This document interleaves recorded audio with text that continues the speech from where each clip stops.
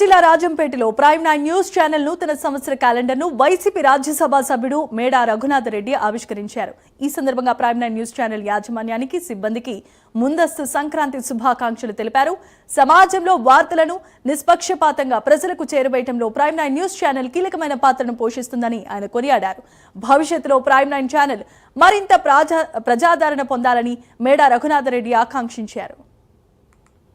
Prime 9 ప్రేక్షకులకు, అలాగే మన కడప జిల్లా Rajampet constituency, Rajampet MP constituency ప్రజలందరికీ, లీడర్లకు, కార్యకర్తలకు, ప్రజలందరికీ శుభాకాంక్షలు.